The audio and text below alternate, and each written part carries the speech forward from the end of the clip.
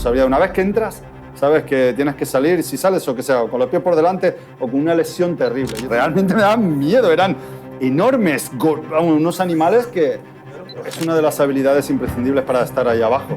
Que seas una balsa de aceite cuando te encuentras en situaciones extremas. Ando hacia atrás, se levanta el fango, veo la aleta del tiburón alrededor, pasa el bicho, abre la boca. De hecho, mi récord ha estado en 200 metros de profundidad.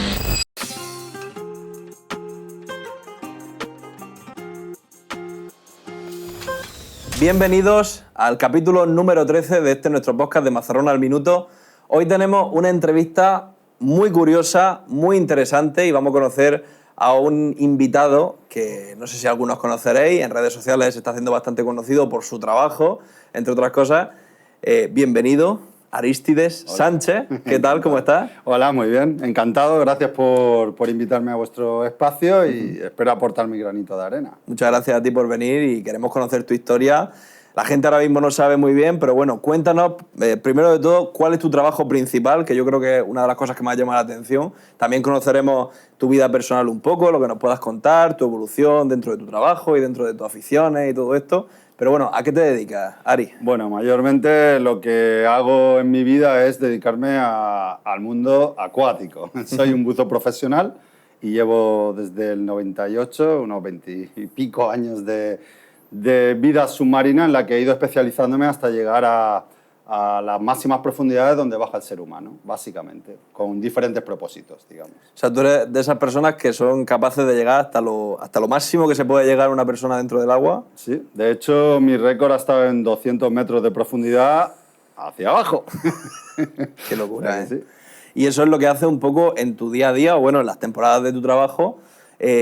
Cuéntanos un poco más exactamente qué es lo que haces tú en tu trabajo. O sea, qué tienes que hacer al ser buzo, cuáles son las tareas que tú haces. Bueno, pues los buceadores ocupan un amplio rango de trabajos, desde las piscifactorías, que tenemos muchas por aquí por la región, y qué es lo que me trajo aquí a esta región cuando se trabajaba el atún rojo del Mediterráneo, tan grande, de piezas de 500 kilos y demás, hasta pues, construcción de puertos, que siempre ha habido mucho trabajo, de infraestructuras en el desarrollo de los puertos de Cartagena y este tipo de cosas, ¿no? He recorrido un camino en el que he ido saltando de trabajo en trabajo y he ido especializándome con el paso de los años, empecé a formarme cada vez para llegar a trabajos más técnicos, empecé a desarrollar mis titulaciones y acabé yéndome a Escocia para formarme lo que se llamaría los trabajos de offshore, que es fuera de costa, que se realizan a muchísima profundidad, que es donde ya necesitas unos medios técnicos muy especiales para bajar al ser humano a grandes profundidades y te pasas como 28 días encapsulado y, en fin, es un poquito en plan viaje espacial, pero bajo el mar. Esa es una de las preguntas que tengo que me pareció súper curioso cuando estuvimos viendo tus vídeos que subes en Instagram también y luego conociendo un poco más de tu trabajo, que una de las partes es el tiempo que tarda, una vez que bajas, en subir hasta la superficie, porque claro, si tú subieras de forma normal hacia arriba, ¿qué pasaría? Bueno, de forma natural, si con ello nos referimos a subir directamente hacia arriba, pues ese gas que tú tienes en el cuerpo, al no tener presión por encima, por el agua que lo mantiene ese tamaño, lo que hace es que se va expandiendo según subes y es como una Coca-Cola que se abre y hace pshhh. Eso es lo que te pasaría en el cuerpo. Muy feo eso. Bastante feo, vamos, la muerte inmediata y definitiva y total. Ya un pequeño incidente con eso ya te puede causar lesiones muy graves porque son burbujas que el cuerpo detecta en el cuerpo y que identifica como un cuerpo extraño y produce una embolia. Tapa las vías de circulación y si te pilla en el sistema nervioso te puede producir ceguera, una parálisis, te puede producir... Bueno, también hay casos leves que un enrojecimiento de la piel. No todos son un desastre, pero ya sabemos que el buceo lleva unos riesgos añadidos que están ahí y que se pueden estudiar y aplicando una serie de tablas se pueden esquivar un poquito. No hay una garantía absoluta, pero te ayudan a eliminar un poco las posibilidades de que tengas accidentes. Y luego, ¿tú de dónde vienes? Tú eres de Mazarrón, bueno, ahora vives en el puerto. ¿De dónde vienes tú? ¿O naciste en otro sitio? Sí, he sido una persona que se ha movido toda su vida, quizás de manera fortuita. Nací en París, en Francia, y mis padres me trajeron a España con 3 años. Ellos eran españoles ambos y estaban inmigrando, cosa que hay que recordar hoy en día, que tenemos estos tiempos de tanta inmigración. Mis padres inmigraron y, bueno, pues cuando llegó su momento regresaron a su país, a España, y yo con ellos. Tenía 3 años, acabé en Valencia unos añitos, hasta los 9, después nos movimos a Córdoba Y en Córdoba estuve hasta los 15 años, que ya empecé a vivir por mi cuenta, que me fui a Barcelona y a trabajar y pues no era muy buen estudiante, la verdad. Luego he tenido que estudiar mucho para llegar a donde estoy, Claro. pero ya cuando eres más mayor y vas viendo cosas que te atraen o que te gustan, pero así inicialmente, qué desastre. Lo siento, profesora. Pero bueno, evolucionaste y luego ya más adelante... Sí, sí. ¿Y cómo te dio por lo que haces actualmente o cómo conseguiste Bueno, llegar hasta esa... supongo que es un poco tema de personalidad, porque siempre he hecho actividades de riesgo, de surf o escalada o espeleología desde crío. Ya te digo, he sido espeleólogo y me he metido en cuevas y he descubierto cuevas que lo han acabado ahí en sitios importantes, ¿no? Dentro de lo que hay en España. En fin, que siempre tenía ese espíritu de aventura y de exploración. Y eso me ha ido llevando siempre a trabajos, dentro de que de vez en cuando hacía trabajos normales, he ido buscando también trabajos peculiares. Estuve en una temporada que creé un equipo de trabajos verticales e instalábamos gas ciudad en Granada. Por los edificios nos tirábamos estos gigantes colgados todo el día, colgado una cuerda ahí con un soplete en la mano, soldando, que si hacías así y cortaba la cuerda, en un momento te había sido 20 plantas para abajo. En fin, que siempre he ido buscando trabajos así. Y bueno, pues acabé unos años en la costa, en Mallorca, y empecé a hacer buceo deportivo. Hacía pesca submarina, que siempre me ha gustado mucho, el mar y todos los deportes acuáticos.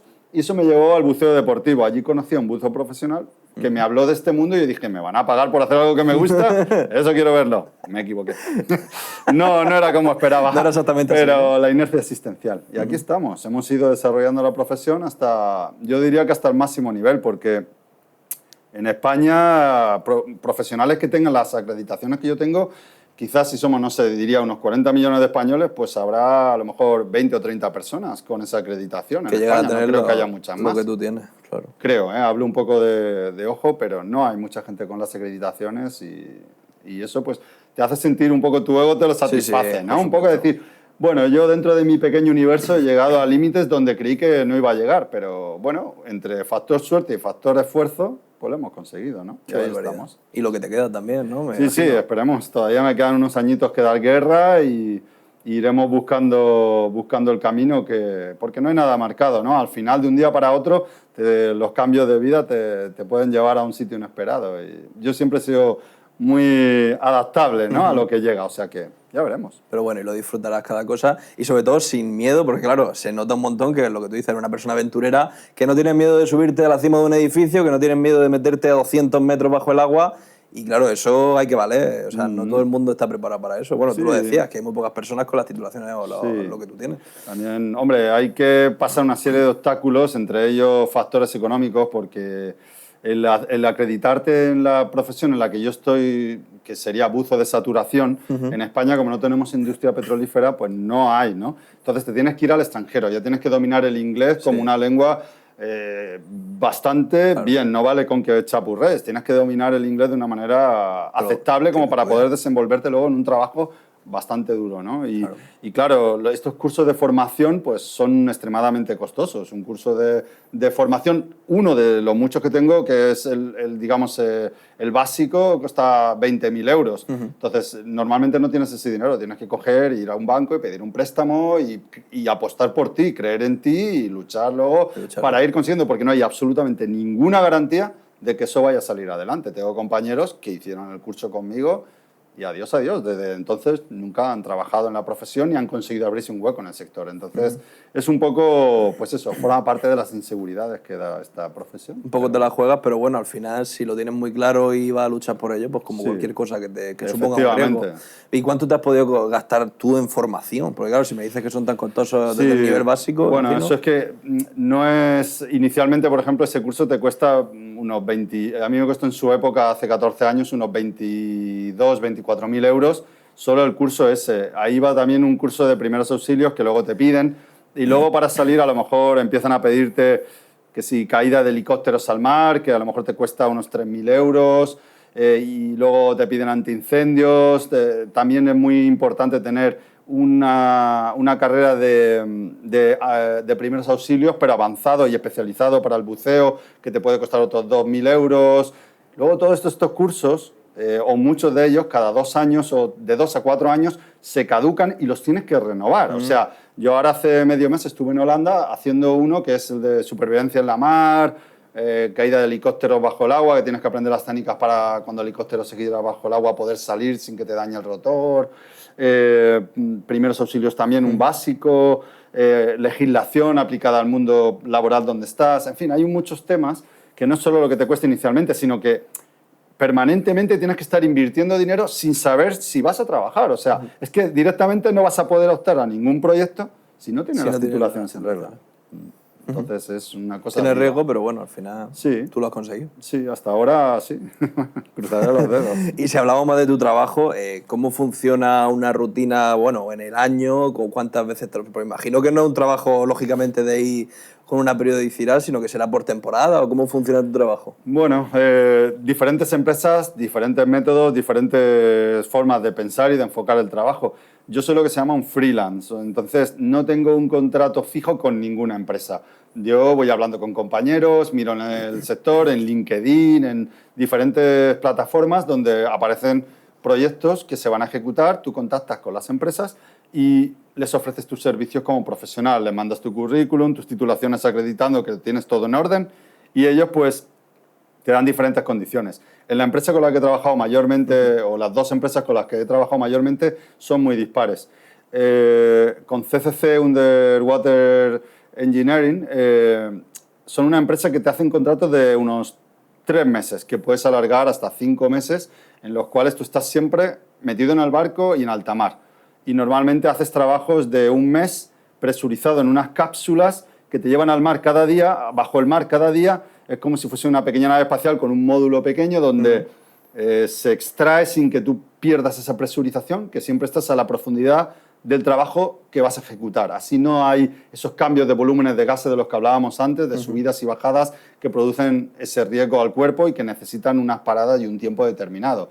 Entonces, tú estás allí todos los días y todos los días, eso sin perder la presión, esa cápsula, te metes ahí, te bajan al fondo del mar, se abren las compuertas, sales, ejecutas 7 horas de agua todos los días con un casco y un umbilical que te une esa cápsula, como si estuvieras en el espacio exterior, pero bajo el mar con pececitos. Y haces tu trabajo, bueno, pues eso se ejecuta así durante varios meses, 3, 5 meses, luego vuelves a casa, dependiendo del periodo y del momento en el que estés en tu vida, hay veces que te tiras varios meses en casa, otras veces te tiras 3 semanas y ya te están llamando porque te necesitan, porque a pesar de que globalmente hablando sí que hay bastantes profesionales en el mundillo porque cada vez hay más academias, pero claro, hay profesionales, pero es la pescadilla que se muere de la cola. Profesionales que tengan experiencia, no. Entonces, no quieren hacer un trabajo de los que ejecutamos nosotros. Piensa que el barco a lo mejor tiene 60 metros, 100 metros, 200 metros. En fin, son barcos muy grandes con mucha tripulación y tú eres la punta de lanza de todo el equipo de personas que hay arriba, desde el capitán, la gente que controla los sonar, toda la gente que trabaja en el barco de limpieza, la gente de cubierta. Tú eres ese hombre que va a llevar y va a hacer el cierre determinado de ese trabajo y va a colocar estructuralmente cada pieza, O sea, eres como la punta de lanza de todo un equipo que vale al día 200.000 euros, 500.000 euros. Pero estamos hablando de industria del petróleo. Claro. Para los que mueven eso, no es nada. Pero para nosotros sí. Igualmente necesitan gente en la que confíen y que den una responsabilidad suficiente para ejecutar esos trabajos, ¿no? ¿Y eso, cuando hacéis esos trabajos, vais varias personas formando un equipo? ¿O solo va una persona que hace ese trabajo o cómo organizáis? Pues normalmente hay equipos que se llaman, lo que te manda al agua es una campana que se llama, le llaman una campana cerrada, pero vamos, que es un módulo que se extrae de donde vives y duermes y que se manda al fondo del mar. Bueno, pues esta campana, pues a veces entra un equipo de 2 buceadores y a veces entra un equipo de 3 buceadores. Si es Two-Man Bellram, que es el de 2 buceadores, pues entonces quiere decir que va a haber 6 personas en total dentro de un sistema de cápsulas más grande, presurizadas y durmiendo y viviendo allí. Siempre se trabaja las 24 horas y no tenemos ningún horario. Cada día puede variar el horario totalmente, de 12 a 24 horas en la hora. Va cambiando a función de la necesidad del proyecto, de las piezas según vaya llegando, si entra mala mar, o si hay que colocar algo, o hay que hacer algún trabajo a menos superficie y mandan buzos desde la cubierta del barco hasta 50 metros y a partir de ahí entramos nosotros en acción. Entonces, es un poco todo fluctuante y muy móvil. Tienes que tener bastante adaptabilidad al cambio de circunstancias, porque hoy vas a estar trabajando de día, mañana de noche, al día siguiente por la tarde, al día siguiente. Lo que sí sabes es que tu campanada dura 8 horas. y que cuando tú vayas al agua, si hay trabajo para el siguiente equipo, los otros 2 o 3 buzos entrarán en la campana, según tú llegues, ellos entran y salen. Y el trabajo se ejecuta en offshore 24 horas, 7 días por semana y todos los días del mes. No existen los días libres y no existen los periodos de descanso, salvo que entre un temporal y te haga estar en inactividad, pero no por ¿sabes? Es un poco... Qué barbaridad. Y luego, ¿cómo trabajáis bajo el agua? ¿Tenéis maquinaria especial allí? Claro, imagino que eso será una locura, ¿no? Bueno, a nivel de maquinaria, de equipo, bueno, sí, tu propio equipo claro, será muy diferente a lo que conocemos por un traje de buceo. Claro. Bueno, en mi canal, el que quiera verlo puede acercarse. Si queréis dejar algún vídeo para que lo vean. El equipo ya, solo el casco ya pesa casi 20 kilos. Imagínate, una cosa que te vas a estar 7 horas en el agua con ella, que aunque el agua le va a dar una flotabilidad neutra muchas veces, pero el desplazar eso por el agua, el tenerlo en el cuello apretando, tal, eso solo eso. Luego, pues, tu sistema de posicionamiento. Piensa que trabajamos coordinadamente. Nuestro casco lleva un monitor que en todo el momento lo está viendo la mitad de la tripulación del barco, que si los gestores de seguridad, todos los inspectores de trabajo, los supervisores, los que nos han contratado a nosotros, quieren ver en todo momento qué están haciendo tus manos y cómo están desarrollando el trabajo y todo. Entonces hay una gran responsabilidad ahí, ¿no? Y los supervisores están permanentemente en contacto contigo con comunicaciones dentro del casco y te van dando instrucciones. Todo esto hablamos que el idioma base es el inglés. Nadie habla en español jamás ni nada. O sea que básicamente es estar en el extranjero siempre. Es aunque trabajes en España, que lo he hecho a veces en la costa española, en el proyecto Castor, todo siempre es en inglés. Bueno, y con una empresa que estuve trabajando en italiano. En fin, que son temas muy particulares porque el supervisor, para saber dónde estás tú a 200 metros de profundidad, te instalan una radiobaliza que por radar, dada una frecuencia, eso lo manda a un monitor digital y dice en el monitor, pues el buzo está aquí, la plataforma está a 30 grados aquí, la tubería que estamos bajando y que pesa 30 toneladas está cayendo justo en este punto, intentando minimizar el riesgo de que te aplaste una grúa con 30 toneladas en un sitio, en un environment, en un medio ambiente donde ni siquiera hay visibilidad, porque la mayoría de las veces estamos trabajando en condiciones de visibilidad escasísima o nula, y tienes que trabajar con un peligro alrededor considerable. Todos estos medios pues, ayudan a minimizar el hecho de que haya accidentes que normalmente suelen ser mortales. Y eso te iba a preguntar, ¿hay un gran historial de accidentes que haya habido en tu empresa o en proyectos similares? Desgraciadamente te digo que sí. No te voy a decir que estén centrados todos en una empresa porque cuando pasa se multiplican los esfuerzos.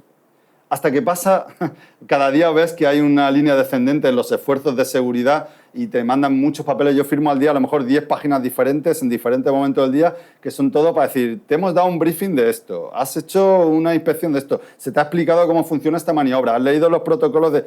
Pero luego, a efectos reales, si lo que cuenta es la producción, lo que cuenta es que se queden los tramos de tubería instalados, lo que cuenta es el dinero. Y ahí entra el factor de que para que haya más producción hay que poner más en peligro a los buceadores, gestionándolo todo de una manera más rápida, haciéndolo todo mucho más ágil, pero más inseguro para el buzo. Cuando hay un accidente y se cobra la vida de alguien, entonces otra vez saltan las alarmas, vuelven otra vez a poner todos los protocolos, realmente los cumplen. En fin, es un poco subidas y bajadas y tu experiencia te dicta cuándo decir, no, me planto, porque aunque es un trabajo muy peculiar y muy difícil de conseguir, cuando ves que tu vida ya ha llegado a unos límites insostenibles de peligro, pues a mí me ha pasado varias veces de decir... ¿Has tenido susto? Come back to the bell. Sustos en cada proyecto. Tengo sustos en cada proyecto, pero sustos que ya diga, a ver, ha sido un factor suerte, que no esté muerto ahora mismo, y hablo de factor suerte de una moneda al aire, suceden a veces y cuando eso sucede, realmente dices tú, no voy a seguir aquí porque ¿de qué me sirve un trabajo si estoy muerto? Mandas a freír espárragos al supervisor y te vuelves a campana y dices, subirme al sistema. Y vuelves a subir y te quedas ahí hasta que se busca un sistema nuevo o mandan a otro insensato y se desarrolla el trabajo hasta que se acaba, porque el trabajo nunca para. Siempre hay que acabarlo. Y luego cuéntanos ese proceso que nos has contado antes, que te tiran muchísimos días subiendo. Sí, bueno, depende. Y luego tiene cosas curiosas, ¿no? Sí, Como lo de la voz que hablábamos antes, cosas así. Bueno, hay temas que son muy peculiares. La gente ve mi vídeo y dice que has editado el vídeo porque lo veo muy interesante, tío, pero ¿y esa voz de papá pitufo? Y yo, bueno, por muy varonil que seas en superficie, la voz de Helio lo destruye todo. Es que respiramos una mezcla de gases combinados que hacen que no nos afecte la presión. Al estar en esas profundidades, por norma general, el oxígeno a partir de 40 metros empieza a ser tóxico por la mezcla de gases que lleva. Se empieza a volver un poco tóxico para el cerebro. Dicen que da con una especie de borrachera de las profundidades que afecta a tu raciocinio.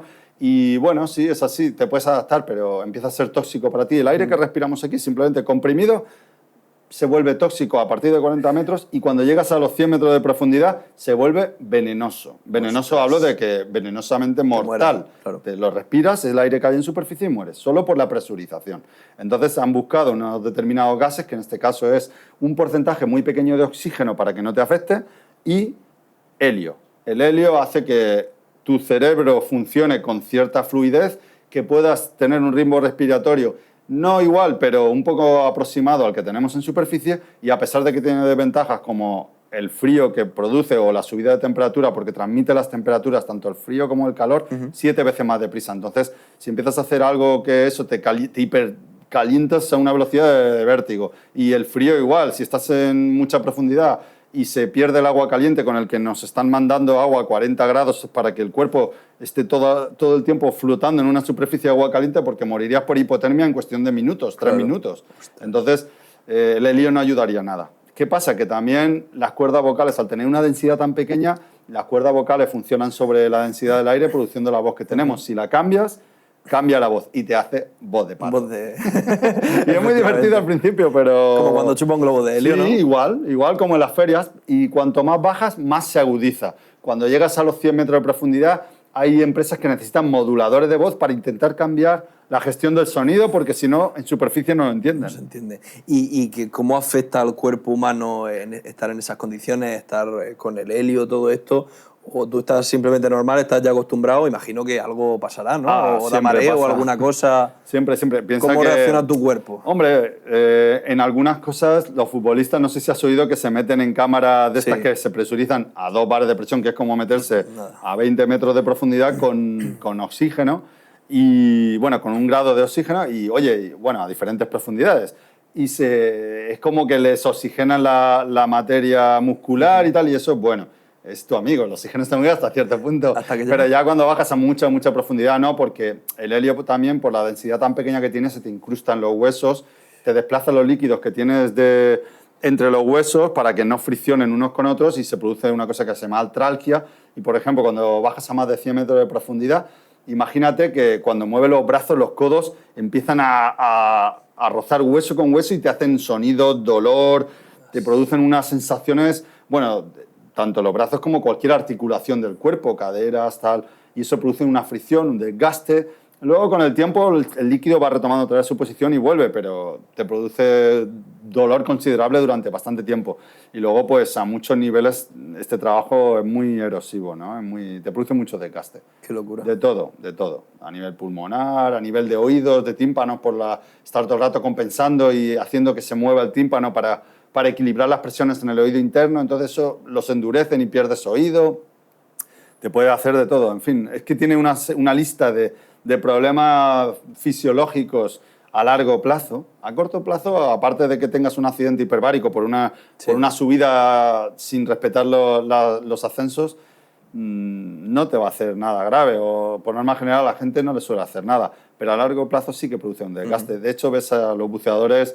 Yo estoy teniendo suerte genéticamente hablando, pero yo veo a compañeros que tienen mi edad y que están ahí y los ves y parecen gente que tenga 20 años más, desgraciadamente. Es que es muy castiga mucho el cuerpo. Eso me sorprende mucho y que tú sí, imagino que tienes una pasión enorme por tu trabajo. La he tenido. Si no, ahora ya a lo mejor... Pero va disminuyendo con el tiempo. Piensa que al principio todo era nuevo y todo era descubrir, explorar, descubrir nuevas situaciones, pero llevo, pues eso, 26 años como buzo y 14 años de ellos dedicándome exclusivamente al buceo en esta especialidad. Me ha dado para recorrer desde China hasta los mares del norte, hasta Islandia, África, todos los continentes de la Tierra, Singapur. He estado en todas partes del mundo y he visto cosas y he llegado a sitios donde no han llegado otros seres humanos. Entonces, llega un momento en el que todo cansa. Y la aventura también, sobre todo si implica un dolor físico acumulado con el paso de los años. Porque a día de hoy tú notas ese cambio, sí. ¿Te afectan cosas? Por supuesto, tengo lesiones que me acompañan en los brazos, dolores articulares mayormente, cosas así. Yo lo que pasa es que siempre he sido una persona bastante activa y hago bastantes deportes en mi tiempo libre por gusto, entonces pues eso siempre ayuda.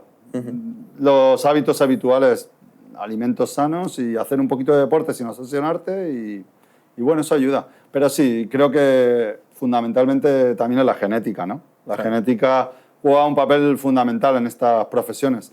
Hay gente que se desgasta muy deprisa, muy deprisa.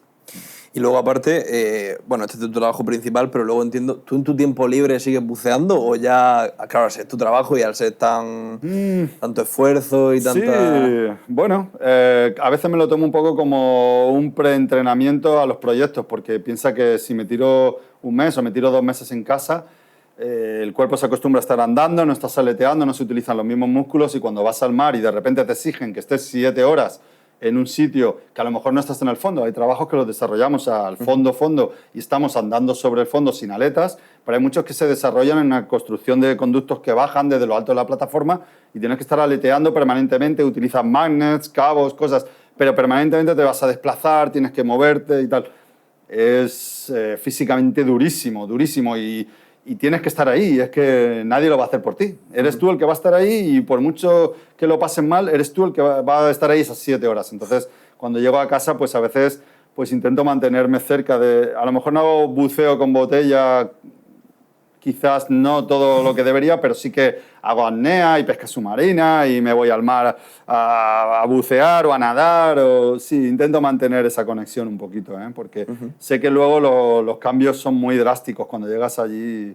¡Boom! Claro. De la noche a la mañana, ¡venga! ¡Al agua! Y te revienta. Al agua, sí. Pero bueno, ya tienes mucho tiempo haciéndolo, entonces también estarás muy acostumbrado, pero bueno, lo que tú dices, el entreno lo haces en el puerto, imagino, ¿no? ¿Dónde te gusta a ti bucear por aquí? Bueno, es que gracias a Dios tenemos una costa que es una cosa excepcional. Vamos, yo he vivido por muchos lugares y he vivido en muchas costas como la que tenemos aquí en el puerto de Mazarrón. Vamos, es increíblemente, tenemos mucha visibilidad, muchos días de buena mar, por el golfo que protege, por las altas presiones y demás, pues tenemos un clima ideal para todas las actividades acuáticas. Entonces, siempre estoy desde la punta de la Zoía hasta Percheles, todas las calas y todas esas me las conozco muy bien y voy haciendo, pues según el día o la semana, me voy un poco más acá, un poco más allá, pero sí, siempre estoy muy activo en el agua, digamos. Sí. Qué guay. Y luego, aparte, ¿qué aficiones tienes? Aparte del buceo y todo esto. Bueno, aficiones. Hago puzzles con mi chica, que está por ahí. En casa, desde la aventura, hacer puzzles, aunque nos está costando. Es algo más tranquilo, pero bueno, también. Sí, un poquito. No, bueno, soy una persona, me gusta leer, siempre me ha gustado leer, aunque últimamente estoy dedicando más el tiempo a otras cosas, caza Pokémon, he de reconocerlo. ¿Cazas Pokémon? Sí, parece increíble, pero te ayuda a moverte. ¿Cazas Pokémon a día de hoy? A día de hoy, es una cosa que está muy en desuso, ¿verdad? Pero sin embargo, mira, empecé por el tema de mi sobrina, mi hermano, para poder estar más en contacto con ellos. Pero esto con el Pokémon GO que salió, con ¿no? el Pokémon GO y cojo el móvil y me voy todos los días a caminar y me hago 12 kilómetros. Eres de esas personas que quedan jugando al Pokémon GO. Hombre, soy una leyenda viva. Muy curioso. ¿Qué te puedo decir? Cuando me veáis por las calles, me veis con el móvil, te lo van a decir. El Pokémon GO. Te lo van a decir. Tú eres el de... soy yo. Tú eres del Pokémon y del sí, buceo. pero realmente lo hice pues porque empecé con la tontería de, oye, necesito moverme, ando poco, ¿no? Estoy haciendo... Y dije, pues venga, voy a empezar Oye, y luego te empiezas a picar y ya no es solo moverte, es, oye, que... Vamos a echar un ratillo. O sea que fíjate, pero siempre fíjate, todas las actividades, casi todas las que hago, también hago motociclismo, tengo una moto de gran cilindrada y me gusta salir de vez en cuando con Raquel también y demás. Pero casi siempre busco actividades también que me enfoquen un poco, que luego me vayan a ayudar a desarrollar mi trabajo o cosas así. Tú lo que no puedes hacer tampoco es tener una vida muy sedentaria porque tu trabajo no te lo permite. Correcto, Tienes que estar en constante movimiento. Imagino, ¿entrenas también? ¿Haces deporte? Sí, estoy yendo a los gimnasios de Bahía y al gimnasio que tienen aquí de La Ceña. Sí. Subo de vez en cuando. No todo lo que debería, como todo el mundo, he de reconocerlo, porque no soy muy de gimnasios. Pero lo hago simplemente un poco por ser estricto y por no perder demasiada masa muscular, porque ya te digo que luego la voy a necesitar. Entonces... Bueno, no es más por lucir tipo, es más por poder desarrollar mi trabajo de una manera competitiva, porque realmente ahí fuera españoles es que hay casi ninguno en el sector. Y hay, digamos, una serie de guetos de anglosajones que se unen con sudafricanos, que se unen con noruegos, que ellos su habla materna en la mayoría de los casos es inglés, y he de decir que se hace ese gueto y casi siempre intentan excluir un poquito al que hay cierto clasismo, cierto racismo nacional, ¿no? Y si quieres defender tu trabajo tienes que hacerlo demostrando que eres mejor que los demás y que puedes llegar más allá que ellos. Y entonces, aunque tu idioma no sea el mejor o tu acento no sea el perfecto, si en el agua sacas más trabajo que los demás y los supervisores están todos haciendo palmas cada vez que caes en su turno, ahí ya no tienes nada que temer. Entonces, cuando tu carrera va bien, pero si no, por eso ya te digo, va todo en relación. Tienes que hacerte notar al final, ¿no? Sí. Y abrirte tu hueco. Y luego tienes que lidiar en tu trabajo con objetos muy pesados y todo esto. Sí. Cuéntanos cómo es un poco un día, o sea, a nivel técnico, qué cosas tienes que hacer, qué cosas son las más complejas que tienes que hacer. Bueno, pues si estás en saturación, hay periodos en los que estás en la cubierta del barco, porque no puedes estar más de 28 días, luego pasas 10 días en cubierta, de 10 a 14 días en cubierta, y luego otra vez te vuelven a meter otro mes a saturación, ¿no? Y luego ya pues sales y puedes estar en cubierta un tiempo y ya te vas a casa. Si estás en cubierta, tus turnos son de 12 horas al día de trabajo, haces 12 horas y tienes otras 12 horas para descansar. En esas 12 horas haces turnos de agua buceando desde superficie y haces un máximo de 4 horas en el agua. Entonces, se utilizan unas cestas con las que te bajan y hay unas rotaciones en las que cuando subes tienes que hacer una descompresión en unas cápsulas hiperbáricas y tú haces una rotación con los compañeros que hay allí y en un momento estás sujetando el umbilical y controlando el umbilical en caso de emergencia, recuperar al buzo a la cesta. Luego en el siguiente buceo pasas a la siguiente posición y eres el operador de cesta y tienes que subir y bajar. O sea, vas aprendiendo un poco de todo. Luego tienes que llevar las cápsulas hiperbáricas que llevan unas tablas que tienes que saber controlar, además en medida inglesa, en pies y tal, y tienes que darle tablas de oxígeno, cambiar, ir hablando con ellos, subirlos a una determinada profundidad. Es bastante técnico, ¿eh? En mi canal también tengo algún vídeo en el que explico un poco cómo funciona. Lo dejaremos en la descripción sí, para que la gente lo vea. Es complejo, ¿eh? Es una cosa que en España ni siquiera te dan esa formación, o si la han empezado a dar ha sido hace poco, y sueles dar esos módulos de aprendizaje de una manera separada y que tienes que hacer tú después de haberte formado como buceador. Ahora ya las empresas que forman a los buzos empiezan a meter cada vez más formación y se van poniendo a los estándares que hay europeos o mundiales, ¿no? Porque hemos estado un poquito por detrás de ellos en ese aspecto, ¿no? Y entonces se te requiere conocimiento de muchas cosas, Luego estamos hablando de... Todo esto son trabajos de superficie. Claro. Luego cuando estás en el agua, aparte tienes que desarrollar tu trabajo como buceador. Claro. Entonces es una profesión donde vas a tener muchas facetas que desarrollar. Cuando eres DMT, que es Diver Medical Technician, es los conocimientos médicos avanzados para los primeros auxilios en superficie o en el agua. ¿Y qué pasa? Que se te designa como buceador DMT, te dan un plus de $20 al día y que se sube a tu salario, que se suma a tu salario por cada día que tú estés designado como eso. ¿Qué pasa? Que tienes que hacer una revisión de todos los equipos médicos que hay, cada semana se tienen que hacer los listados de todas las medicinas, mirar que todo esté en orden, si hay un accidente eres el que se va a encargar hasta que llegue el médico o a través del médico de coordinar toda la operación de rescate y todo esto. Entonces, 1 de cada 3 buceadores tiene que tener esa titulación. No es obligatorio que la tengas, pero si la tienes te da más posibilidades de conseguirlo. Y en España te la están dando en Málaga, un señor que lo conocí en Londres, en el Instituto Hiperbárico de Londres, en un centro de medicina especializada hiperbárica, y se mudó a Málaga y lo están dando en Málaga este curso. También es obviamente formación reglada en inglés, con los estándares mundiales, y es un curso muy duro y muy intensivo en el que aprendes de todo, desde hacer intubar a una persona, a dar puntos de sutura o medicar a una persona, siempre bajo supervisión de un médico, con las instrucciones de un médico, porque si estamos en saturación, estamos dentro de la cápsula y no puede llegar un médico. Entonces, si hay un accidente grave, que a veces los hay, tú vas a ser las manos del médico para todo lo que tenga que hacer y le tienes que dar todas las coordenadas de lo que le está sucediendo al paciente, cómo va la evolución, todos los puntos médicos que sean relevantes. En fin, que tienes que tener unos conocimientos bastante amplios. Claro. Y esto, cada 2 años, tienes que renovar el curso y volver a pagarlo y todo eso. Y volver a hacerlo entero y todo. Sí, entero. Lo haces porque es esencial que mantengas frescos los conocimientos. Es tanto y lo tocas luego tan poco porque no estás todos los días atendiendo y mejor a que no gente. lo toques, y ojalá claro. que no, claro. que requiere ese refreshment que le llaman ellos, ¿no? Ese reciclaje que te lleva a estar operativo cada vez que haces un proyecto. ¿Sí? Y luego tantísimo trabajo de estudio, tantísimo trabajo, bueno, a nivel económico también para poder llegar donde estás y todo esto. ¿Tú crees que está reconocido tu trabajo, que se te reconoce? Pues es curioso, porque ha habido un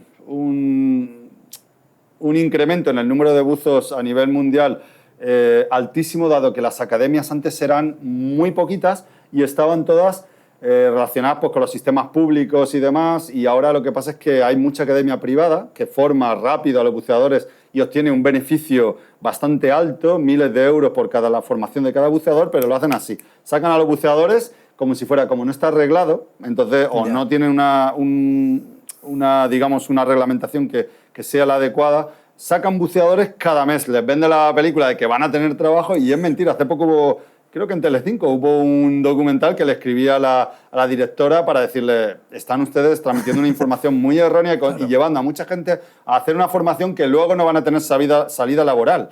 Y hay mucha gente que se gasta todo el dinero que tiene invertido por esta publicidad engañosa, ya sea accidental o voluntariamente, que luego pues pone a la gente en una situación un poco complicada. Y se lo dije, digo, es que no es como ustedes lo dicen. No sé si lo hacen por desconocimiento o porque alguien les está patrocinando que digan esto, pero está muy lejos de la realidad.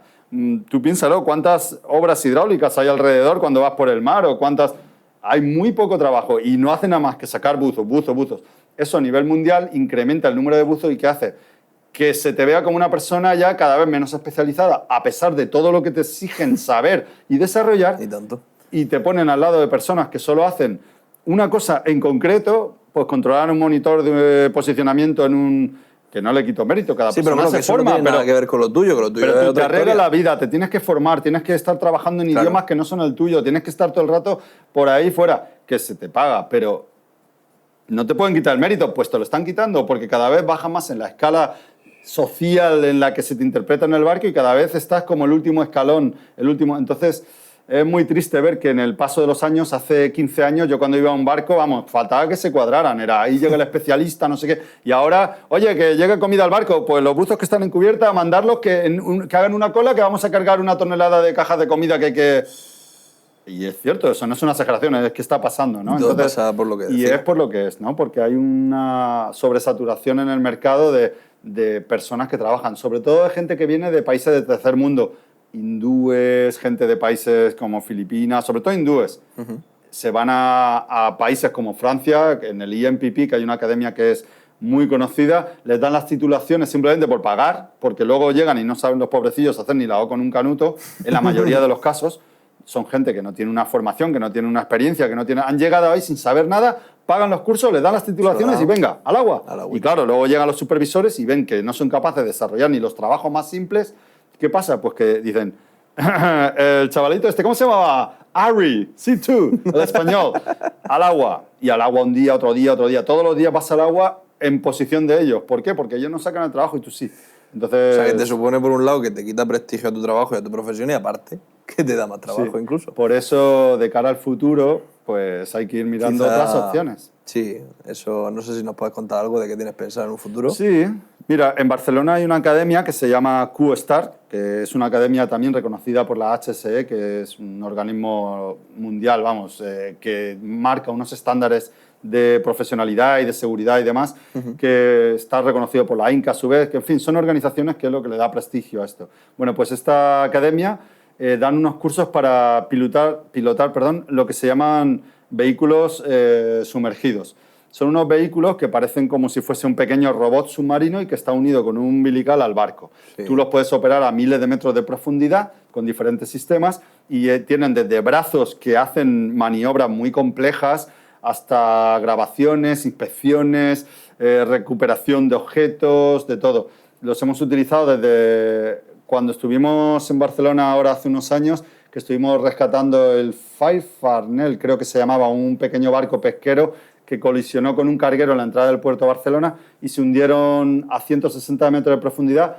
Mandaron varios vehículos de estos que se llaman ROV en inglés, que sería ROV, R-O-V, Remote Operate Vehicle, que sería como un vehículo operado remotamente. los mandaron a recuperar los cuerpos de la gente y los subieron hasta una profundidad donde los buzos podíamos llegar y allí los recogimos nosotros y los subimos a superficie con salvamento marítimo. Pues haces eso, desde recuperación de cuerpos hasta pues, grabaciones submarinas o campos que ya se desarrollan con una ingeniería para que el vehículo llegue y tenga un brazo que hace una determinada maniobra para que se pueda construir, se pueda... Y esto es lo que me formé hace un par de años y poco a poco estoy poniendo mi vista hacia el futuro en eso para ir dejando de verme envuelto en trabajos donde requieran tanto desgaste físico que a la larga me van a pasar factura porque ya lo están haciendo hoy por hoy. Y hay que reconocer que no vamos a vivir para siempre. Así que ese es mi objetivo, ¿no? Ir buscando algo relacionado en mi sector. Muy relacionado, claro, pero que ya te quite esa serie de inconvenientes y de cara sobre todo a futuro, que estés también más tranquilo. Pero bueno, igualmente tampoco es demasiado tranquilo lo que te vas a buscar. No, tampoco. A ver, siempre he tenido muchos planes. Aquí en Murcia me he formado como patrón. Tengo los cursos de patrón de pesca polivalente, que también puedo ejercer de segundo mecánico del litoral. Puedo trabajar como patrón, me hice también luego el curso de patrón portuario, que puedes llevar los barcos de golondrinas, estos que llevan con los fondos de cristal, o llevar personas o material a los barcos que están en el puerto. En fin, puedes trabajar en los clubes de buceo. Soy instructor de buceo deportivo también, me federé como buceador, instructor PADI. En fin, que siempre he tenido un amplio abanico de posibilidades por si acaso. Pero como siempre me ha ido relativamente bien en el sector profesional, pues al final lo he ido dejando siempre a un lado y me he centrado mucho en lo que me está absorbiendo mi tiempo hoy por hoy, ¿no? Un poco. Y antes que hablábamos de tu canal de YouTube, también hemos comentado un poco por encima tus vídeos de Instagram y todo esto. Ya te hemos comentado antes que nosotros somos empresa de gestión de redes sociales, que es lo que nos dedicamos principalmente. Y queríamos preguntarte un poco también ¿qué papel juegan las redes sociales también dentro de tus trabajos, dentro de visibilizar, entiendo, tu trabajo, por todo esto que decías, de que se está desprestigiando un poco? Pues sí, mira, es curioso. Fíjate que mis redes sociales siempre se han basado, de momento no han tenido un interés lucrativo, aunque como cualquier ser humano, si se me ofreciera la posibilidad de lucrarme de ello, lo haría sin ningún tipo de pudor, pero siempre con el interés principal de poder dar a conocer ese mundo tan desconocido que es el buceo profesional y que juega un papel tan importante que no nos damos cuenta porque sin él, pues, ni siquiera tendríamos combustibles para nuestros vehículos, ni se movería el mundo, ni entrarían las mercancías que pedimos a Amazon por los puertos, ni podríamos tener la mitad del 30-40% de la alimentación que se basa en pescado. En fin, somos un sector esencial y absolutamente invisible. Le hablas a alguien de un buceador y todo el mundo se queda como... Perdona, ¿tú qué haces? Tú sueldas bajo el mar con bombonas, las típicas frases que te dicen siempre, ¿no? En fin, y sí, las redes sociales me están ayudando a divulgar un poco todo esto, pero curiosamente siempre que he trabajado con empresas de este tipo a nivel ya internacional, te hacen firmar contratos de confidencialidad, con lo cual yo siempre bajo mi cuenta y riesgo he ido firmando cosas y luego pues evito poner el nombre de la empresa o evito hacer cosas porque si se ponen un poco en plan tiquismiquis, ya me pasó con una empresa italiana que empecé a hacer una serie de capítulos en un proyecto que hicimos en el mar de la China en una época de tifones y fue muy interesante, era al principio de mi carrera y lo tengo en mi canal de YouTube que se llama Españoles en Saturación porque siempre he sido muy patriótico en el aspecto en el que siempre se nos ataca mucho porque es por la nacionalidad y siempre pues nosotros nos defendemos como españoles que somos y punto, ¿no? Y ya está. Entonces me han ayudado a divulgar mucho y tengo contactos por cientos y cientos de chavales jóvenes que se están iniciando en el mundillo que quieren saber cuáles son los mejores pasos a seguir y le he dedicado mucho tiempo altruistamente siempre a orientar a esas personas, mira, no hagas esto, o ve aquí, o ve allí, o esta academia es mejor, yo haría esto en mi caso, porque obviamente todos tenemos una opinión, nos podemos equivocar, pero desde mi punto de vista, que ya he recorrido un largo camino, pues siempre intento ayudarles. Y las redes sociales, pues hasta ahora ha sido muy divulgativo y creo que no, más que ayudarme a mí, están ayudando a otros que se inician. Sí. Pero bueno, ahí están las redes y veremos a ver hasta dónde nos lleva esto en el futuro. Me ha abierto varias puertas, entre ellas, como os comentaba antes, pues entrevistas con el periódico del País, en el que se me ha hecho un podcast que lo recomiendo porque está chulísimo. Tengo que escucharlo, que ha dicho que va a gustar. y no sé, y otros medios importantes de televisión que también ha intentado alguna vez gestionar algún tipo de documental, pero dado los contratos de confidencialidad y demás que firmo, pues no hemos podido llevarlos a cabo, aunque se me han hecho varias ofertas de proyectos de este tipo. Y quién sabe a dónde te lleva eso en el futuro, ¿no? La vida es... Puede ser que ese proyecto siga hacia adelante y que en un momento determinado sea algo más de tu trabajo, ¿no? Mira, aquí en el puerto de Mazarrón hay un chaval que se llama Carlos Simón, que ha hecho un documental sobre... Bueno, ha hecho muchos, porque se dedica prácticamente a eso, que antes tenía el Centro de Buceo Hispania. Y es un... Bueno, ahora ya no lo tiene, porque se dedica más plenamente a sus documentales y sus cosas. Y también me hizo una propuesta de que le gustaría ver cómo podíamos enfocarlo para poder hacer un documental sobre este tipo de mundo en el que me muevo yo y que es tan desconocido. Él lo vio a través de Netflix por una situación que se dio en un buceador hace no mucho en el Mar del Norte, que sobrevivió a un accidente terrible y que se llama The Last Breath, que lo recomiendo porque te enseña un poco el ambiente donde vivimos y cómo son los procesos y demás. Para verlo más visualmente, pues es el último respiro, ¿no? Diríamos, así como... Lo podéis buscar, está en Netflix, todavía está activo y es muy interesante, aunque es también con ingleses y demás, pero bueno, no, nadie es perfecto.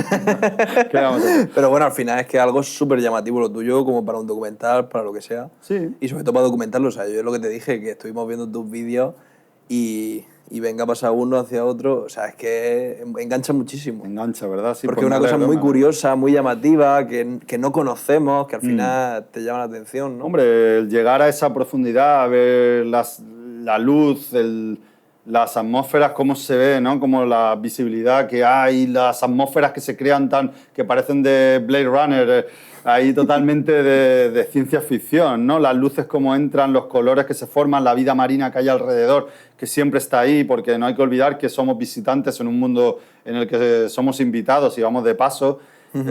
Pues eso hace que veas cosas que no las verías de ninguna otra manera si no ha llegado alguien allí. Y yo intento llevar eso que yo veo, trasladar. Aunque he de reconocer que siempre traslado sobre todo lo bueno. No intento plasmar la línea infinita de sufrimientos y luchas mentales a las que te tienes que llevar, tanto físico como mental, para poder salir adelante en estos proyectos, ¿eh? Porque francamente es indescriptible a todo lo que te sometes, ¿eh? ¿Y qué es lo más impresionante que has visto que te ha pasado a tanta profundidad? ¿Tienes alguna anécdota así de algo curioso que te haya sucedido? Sí, bueno, nos podríamos hacer un programa entero de anécdotas o cosas que me han pasado, pero por ponerte, hace poco subí un vídeo de una escasa calidad porque está grabado en un monitor en superficie, pero que iba sobre todo, estábamos en 185 metros en África Oeste, construyendo una superestructura en uno de los campos de petróleo sumergidos más grandes del mundo, y el campo de petróleo bajaba hasta, no sé si eran otros 400 metros más por debajo de nosotros, y nosotros ya estábamos casi a 200. Imagínate, era una cosa increíble. Creo que se llama USAN, el campo de petróleo este. Bueno, pues allí estábamos haciendo una conexión de unas tuberías de gran diámetro que se conectaban en una estructura sumergida que era como un edificio lleno de válvulas, de aparatos hidráulicos, de cosas, todo gigante en volumen, y teníamos que llevar esas tuberías, acercarlas y con un sistema muy complejo conectarlas al milímetro y hacerles una cierre por presión con sistemas hidráulicos. Chulísimo todo, como si fuera todo de ciencias del espacio. Y en este pequeño vídeo en el que subo, estamos con dos compañeros y se ve al fondo, en parte de los segundos de ese vídeo, la campana, el módulo donde está uno de los buceadores, que se queda dentro de campana en modo de emergencia por si el otro pierde el conocimiento y hay que rescatarlo, salir fuera y traerlo. Y se ven aparecer unas rayas gigantes, unas mantas rayas que le llaman, sea ray en inglés, gigantes, pero gigantes te hablo más allá del tamaño de un coche, animales que pesan a lo mejor 600 kilos, 500 kilos, y tienen un diseño morfológico muy interesante porque tienen los ojos separados en una especie de brazos que salen de la cabeza, y claro, ellas son curiosas y ven esas criaturas lumínicas bajo el mar, que somos nosotros porque llamamos las luces, el casco, y se acercan al umbilical con curiosidad. Pero ¿qué pasa? Que al acercarse a verlo, el umbilical puede quedar atrapado entre medias de los ojos y te pueden arrastrar hasta una profundidad donde estés fuera del rango donde tú debes de estar y que te dé un ataque descompresivo y te maten. Entonces estás allí y el supervisor por las comunicaciones, rápido, cógete y dale 2 vueltas al tubo con tu umbilical por si se engancha. Y se ven en el vídeo la llegada de esas rayas que son majestuosas y que te ponen los pelos de gallina. Es increíble ver esos animales bajo el mar, porque además son inofensivos, estos en concreto, otros no tanto. Claro, eso te habrá pasado también con otro tipo de... ¿no? Claro, pero todos los animales te ocasionan algún sentimiento, ¿no? Bajo el mar, porque ya te digo que no los ves como cosa natural y es muy interesante. Qué barbaridad. Yo conforme me estás contando esto me lo estoy imaginando y he de reconocer que me está dando bastante miedo, porque el tema de las profundidades y sobre todo de las cosas enormes, no sé si considerarlo talasofobia, pero bastante miedo me da. Entonces es muy impresionante para cualquier persona normal y corriente y que no bucee. Cualquier cosa de esas que tú dices, como un edificio con cosas, con tal gigantes, las mantas por aquí. Bueno, piensa que curiosa. Es curioso, pero también este tipo de situaciones se van dando a lo largo de tu carrera, de los años. Pasas tantas horas bajo el mar que tu vida pasan meses enteros ahí sumergido y te pasan cosas al final porque es inevitable. Algunas son divertidas, otras pueden ser más serias. Recuerdo una vez, también en la costa del Congo, en África, a 110 metros de profundidad, estábamos cortando unas cabezas de pozo que ya no daban bastante petróleo y hay que extraerlas, inyectar hormigón dentro del tubo donde se extraía el petróleo para que no haya fugas y que contaminen la costa, incluso volar la boca del tubo con explosivos, en fin, hay que hacer una serie de operaciones interesantes, ¿no? Y estábamos allí y había unos animales muy grandes, entre ellos había peces piedra que son mortales, y había a patadas dentro de las estructuras del tubo que teníamos que pasar unas bragas por el interior, unas slingas que le llaman, para poder extraerlo una vez que cortábamos aquellas estructuras. Y los peces piedras son mortales, no hay... ¿Pero por qué eso te mata? Porque ellos están quietos, no se meten con nadie, son horrorosos, tienen una cara así súper deforme y están allí quietecitos y no se meten con nadie. Pero claro, tú tienes que coger una braga que mide 12 metros, así de ancha, así de gruesa, y pasarla por al lado del animal, a medio metro, a 20 centímetros de él, sin mucha visibilidad, pasarla por allí, empezar a molestarle. En fin, que no sabes cómo va a reaccionar, tampoco tienes una garantía de que no se vaya a girar y te dé. Y me acuerdo que yo le pregunté al doctor, digo, bueno, ¿qué solución tenemos ante esta? Porque yo soy el que va a meter las manos ahí, claro, alrededor de esos animales mortales. Que dijo, bueno, antídoto no hay, con que quédate tranquilo, que tengo una inyección de adrenalina que si te provoca un paro cardíaco y una parada cardiorrespiratoria, se la pasaremos a tu compañero para que te la clave en el pecho e intentar hacerte una RCP. Pero vamos, que la cosa pintaba mal. Gracias a Dios no le picó a nadie, pero bueno, sí, como anécdota también, en ese mismo proyecto, y muy inusitadamente, pasó un supervisor español, que era de lo mejorcito que había en esa compañía italiana, y que me pidió, y esto está mal hecho, niños, no hagáis esto en casa, que cazase uno de los groupers, de los meros que había gigantes, que se lo cazase para que la tripulación comiera mero. Y un mero grande, ¿no? Sí, un mero de un tamaño muy considerable, vamos. Y lo hice. Estábamos con la maniobra y me dijo, tápate el casco, entra en campana, que te tapen el casco para que no quede reflejado en la grabación, que luego el cliente que nos contrata lo va a ver, y te vas afuera, el compañero va a mirar en otra dirección y tú te vas allí con un arpón que te vamos a mandar y tú, pues, como Moby Dick, pues igual, pero con un mero. ¿Ahí a cuántos metros estaba? 110 metros de profundidad. Pues a 110 metros pescando un rato. Sí, pescando, con tu arpón bajo el agua, pues a matar un pobre animal que no me había hecho nada, bueno, y que encima no lo conseguí matar inicialmente porque el arpón no atravesaba el animal con facilidad, y le tuve que dar varias estocadas, me empecé a sentir muy mal conmigo mismo y el karma hizo su trabajo. En el momento en el que empecé a darle arponazos y conseguí matarlo, apareció un tiburón toro de más de 3 metros de longitud, que son unos tiburones que tienen 3 hileras de dientes deformadas, una detrás de otra y con una cara que... Da miedo un poco. Sin los dientes ya acojona mucho. ¿Se puede decir acojona? Sí, perfectamente. Pues estaba acojonado. Pero bueno, inicialmente me asusté. Hay una grabación también en mi canal por ahí del incidente, que se grabó también en superficie. Y bueno, y yo eso, inicialmente me asusté y después del golpe de adrenalina me enfadé. Digo, como se vuelve a acercar, lo voy a ensartar, no sé qué, en fin, la furia del momento, ¿no? De la supervivencia. Y estuvo por allí, tuve que quitar el pescado que lo tenía enganchado todavía en el arpón, lo tuve que quitar porque al final me iba a atacar porque tenía sangre en las manos, tenía tal, y se comió el pescado y se fue, pero, madre mía, pero me dio un susto, porque lo vi cuando lo tenía en la cara y lo que vi fue una boca abierta así, al lado de la cara. Y te digo al lado que yo tenía el pescado en las manos manipulándolo y yo noté algo, miré así de reojillo y digo, ¿qué es esto? Me costó enfocarlo, o sea, lo tenía en la cara, no me mordió de milagro. Y nunca más he vuelto a pescar pescados ni nada de eso debajo del agua. Ni loco, vamos, no lo vuelvo a hacer. ¿Lleváis algún sistema de defensa o alguna cosa por si os pasa algún suceso de este tipo? Llevamos un cuchillo que se llama Green River, por cuenta propia, para cortar el umbilical en caso de que te quedases atrapado por una estructura que te caiga sobre él y tengas que regresar a campana. Es con dientes y como el umbilical lleva cobre bastante, porque lleva cables de vídeo, de cámara, de demás, es bastante duro, bastante difícil, es muy grueso, es así, y para cortarlo te irías cortando las líneas de gas, o sea que tendrías que ser rápido porque si no te quedas sin gas y te mueres intentando cortarlo. Entonces, la idea es cortarlo lo más deprisa posible, volver a la campana, si eres capaz de regresar a la campana, porque si no hay visibilidad lo tienes complicado. Siguiendo quizás el umbilical, si no estás muy pasado por estructuras. Pero ahí ya no tienes... ya no tendrías. Tendrías una botella de emergencia que te da unos minutos, pero muy, muy justitos. Entonces, el cuchillo que llevamos es para un caso súper extremo, para utilizarlo para cortar eso. Y cuando apareció el tiburón en el vídeo se ve como saco el cuchillo, como si fuese el ala triste con su navaja. Pero claro, cuando miré el cuchillo y miré el tiburón, 3 metros de tiburón, un cuchillito así, que fuera del agua parece mucho, pero no. Dije, cogí el arpón y en una mano voy con el cuchillo, en la otra con el arpón. Y ahora me río, pero en su momento lo pasé mal. Claro, eso te iba a decir, ¿tú cómo afrontas...?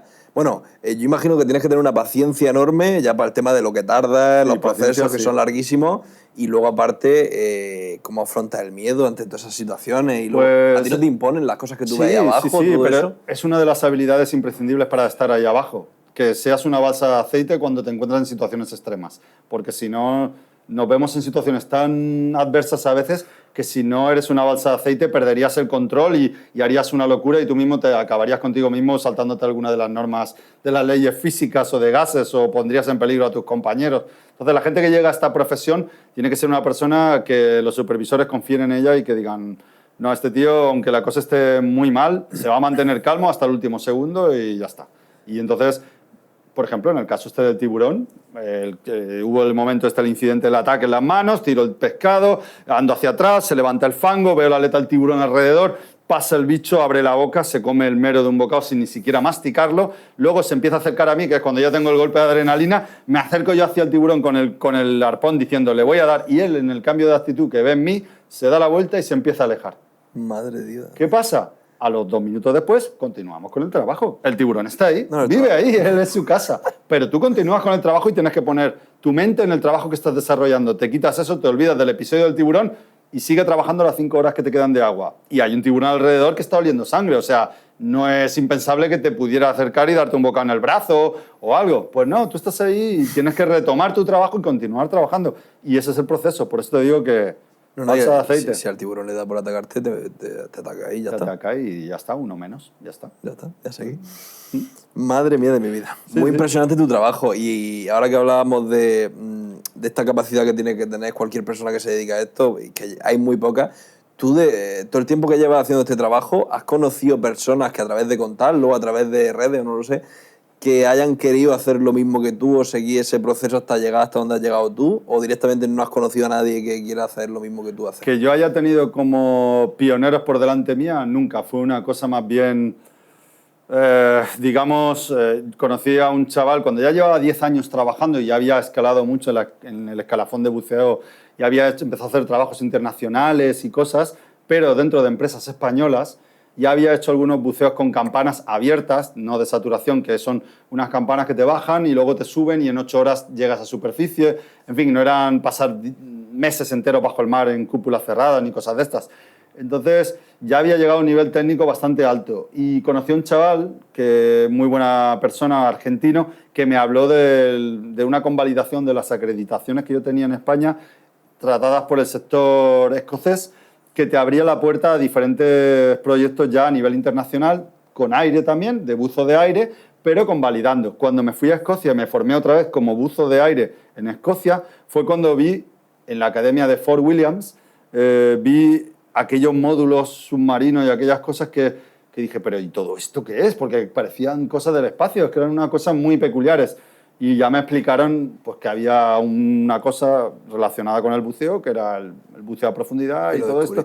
Y ahí ya pues dije, inicialmente pensé, esto va a estar fuera de mi alcance para siempre, porque para esto te requerían estudiar un montón y era muy complejo. Y yo vi que la gente que estaba allí eran todos escoceses y no había ningún español. Yo no conocía a nadie jamás que hubiera hecho eso antes que yo. Entonces yo decía, ¿por qué yo voy a ser diferente? Porque yo voy a llegar a donde no he conocido a nadie que haya llegado, ¿no? Pero mira, a los 2 años ya estaba allí, formándome y haciéndolo. ¿Por qué? Pues porque empecé a salir al extranjero, hablé con otras personas, se me abrió el punto de mira y dije, si yo no creo en mí, ¿quién va a creer? Totalmente. Y nada, y yo lo recomiendo que todas las personas que tengan un sueño, por grande que parezca, que lo persigan. Pero que lo persigan pensando que lo van a conseguir, porque si no, si tú eres el primero y no crees en ti, no llegarás a ningún sitio. Eso Totalmente. ¿Y qué le diría a alguien que imagínate que está viendo este podcast y le ha encantado lo que estás contando y quiere dedicarse a lo mismo que tú? ¿Qué consejo le darías? Por Dios, no lo hagas. Haz lo que estoy haciendo yo ahora, que es fórmate como piloto de aerobí y todo esto, porque el futuro se está moviendo en esa dirección.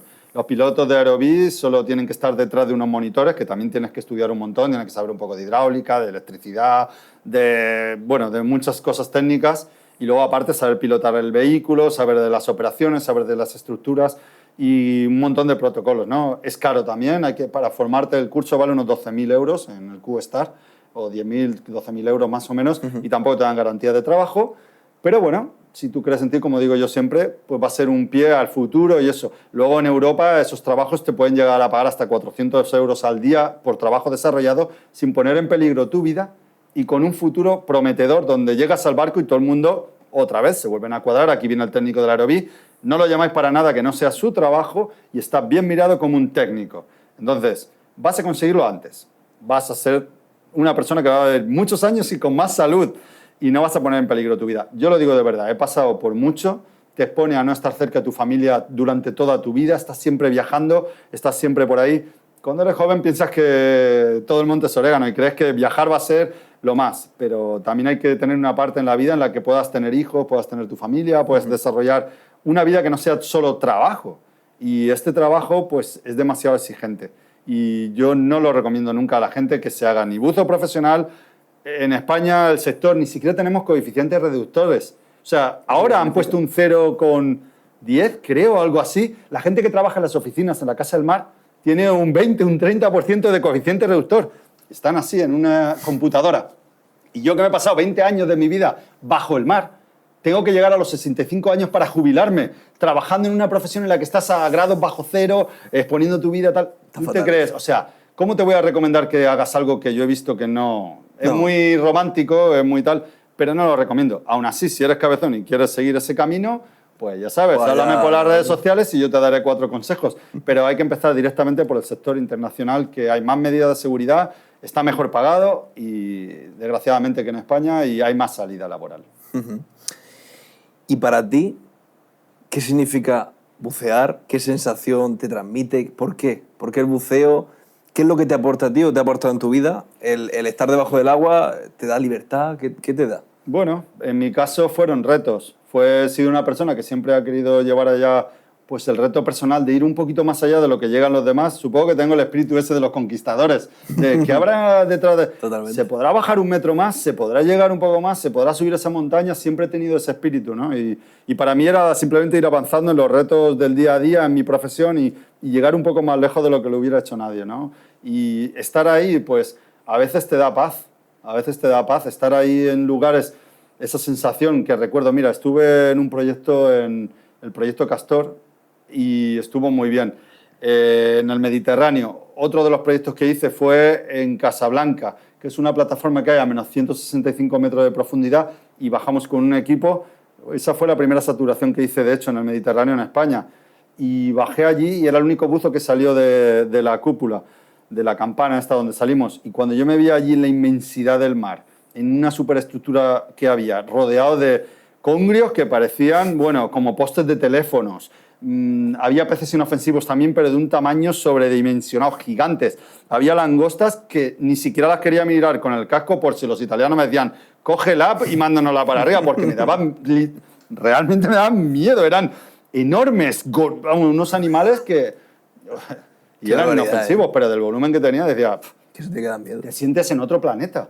¿Cómo no te va a sentir la magnitud del mar cuando estuve en el mar de la China y los tifones empujaban el barco y parecíamos una cáscara de una pipa flotando sobre el mar? Es la magnitud de los medios naturales te hacen sentir tan pequeñito y tan vivo, porque cuando tienes miedo es una sensación que es muy intensa, pero si te ves sometido al miedo durante mucho tiempo, es como si te tiras a una montaña rusa. ¿Has probado alguna vez a tirarte a las montañas rusas que crees que vas a morir? Y sin embargo, cuando llevas mucho rato, esa sensación se estabiliza y se te queda simplemente ese vértigo que queda dentro de ti y te hace sentir muy vivo. Sí, totalmente. En fin, son muchos factores los que te llevan a vivir estas experiencias, ¿no? Qué barbaridad. Y el económico. Económicamente también te pagan bien estando por ahí fuera. No lo que se debería, y te he de decir que empecé a ganar mucho más al inicio de mi carrera y en los últimos 10 años ha ido siempre totalmente.